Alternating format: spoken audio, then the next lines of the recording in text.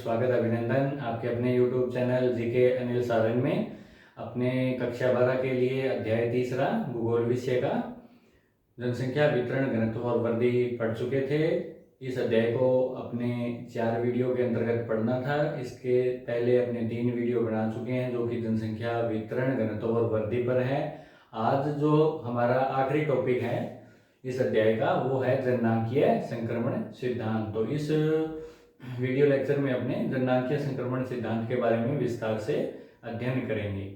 अगर आपने वो वीडियो अभी तक नहीं देखे हैं इस अध्याय से संबंधित, उनके लिंक मैंने नीचे डिस्क्रिप्शन बॉक्स में डाल दिए हैं। आप पहले उन वीडियो को ज़रूर देख लें और साथ ही इस चैनल को आपने अभी तक सब्सक्राइब नहीं किया है तो उसको भी तुरंत कर लें। तो चलिए शुरू करते हैं आज का अध्याय जननांकीय संक्रमण सिद्धांत। देखिए, जननांकीय संक्रमण सिद्धांत क्या है? जननांकीय संक्रमण सिद्धांत है वो किसी भी क्षेत्र की, वो क्षेत्र एक राज्य हो सकता है, एक देश हो सकता है, उस क्षेत्र की जनसंख्या का वर्णन करने यानी वर्तमान जनसंख्या का वर्णन करने और भावी जो जनसंख्या होगी यानी आने वाले सालों में उस जनसंख्या में क्या परिवर्तन होगा उसका जो पूर्वानुमान लगाया जाता है वो जननांकीय संक्रमण सिद्धांत द्वारा लगाया जा सकता है।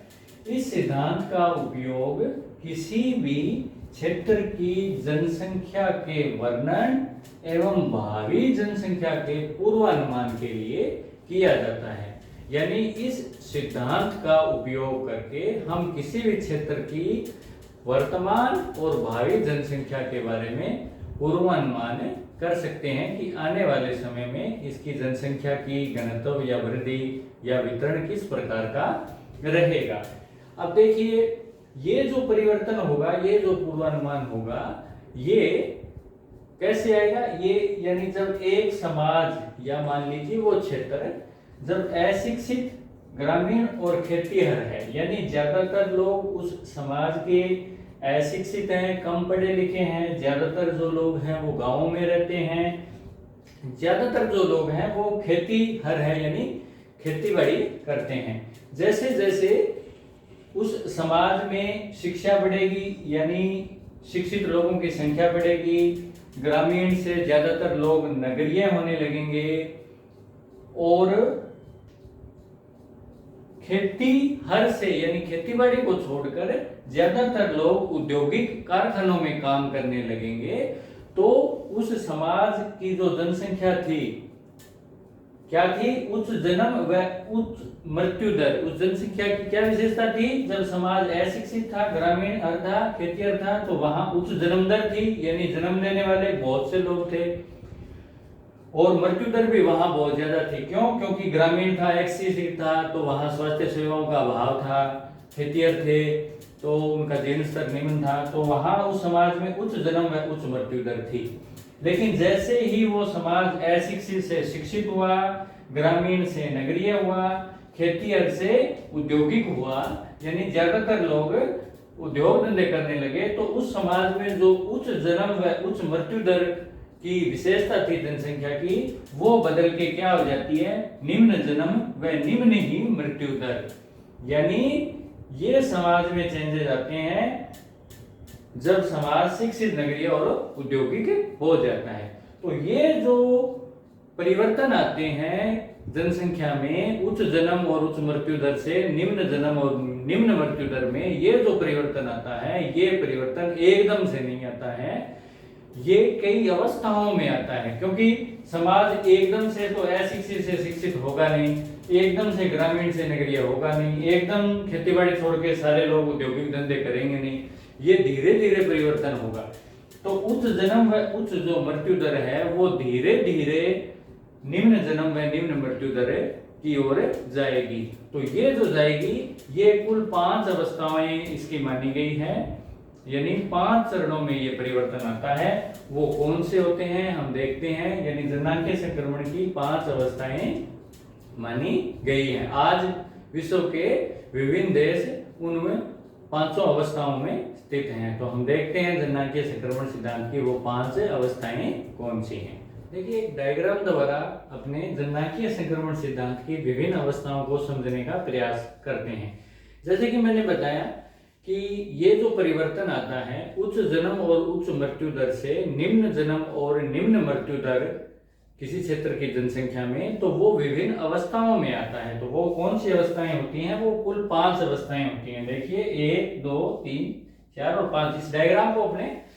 इस डायग्राम के माध्यम से इस सिद्धांत को समझने का प्रयास करते हैं। यहाँ पर समय दिया गया है, यहाँ जनसंख्या जो है उसकी जन्म और मृत्यु दर दोनों को दिया हुआ है।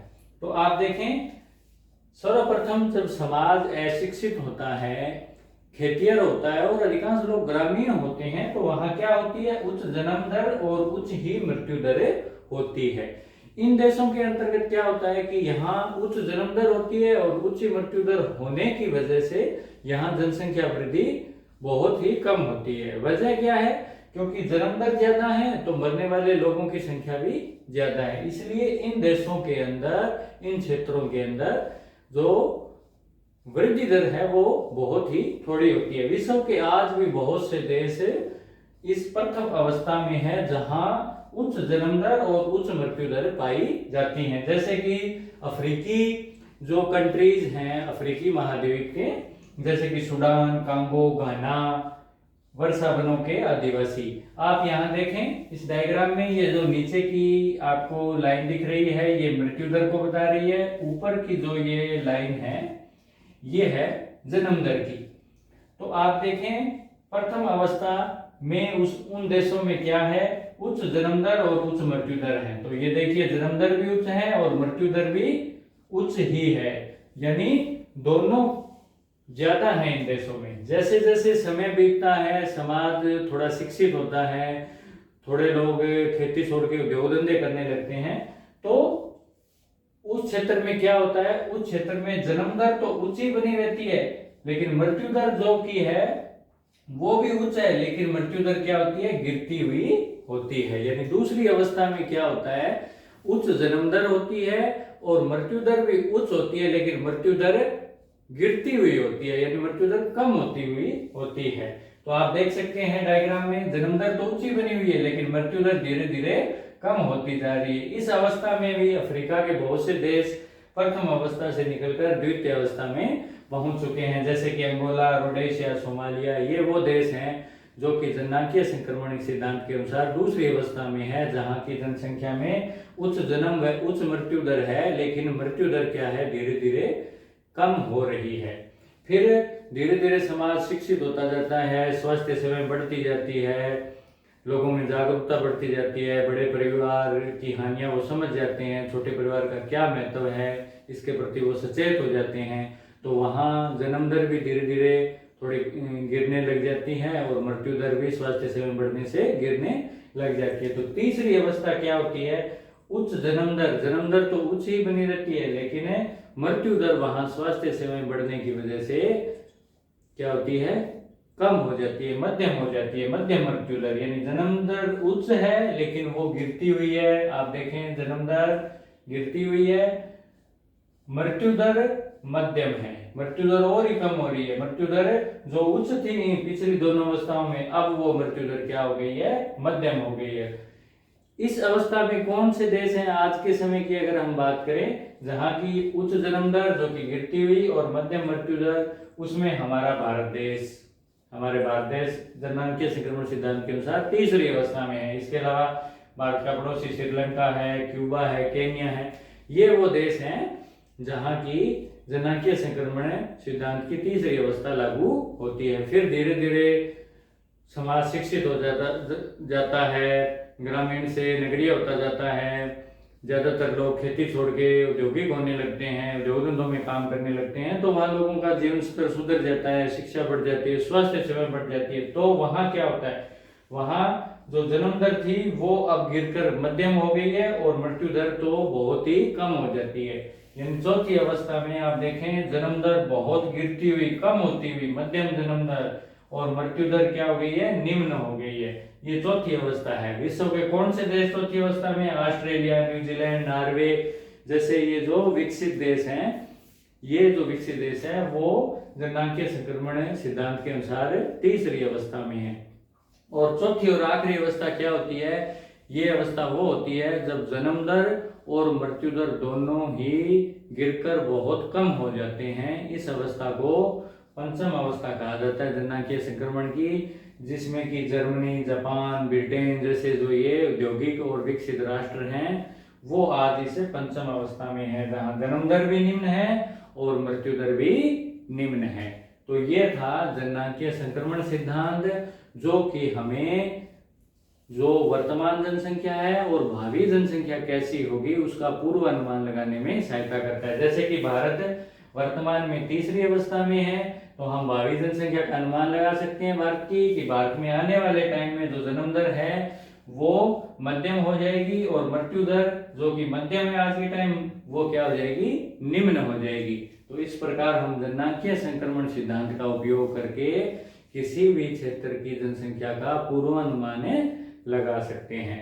तो ये था आज का हमारा टॉपिक, निश्चित रूप से आपको समझ में आया होगा।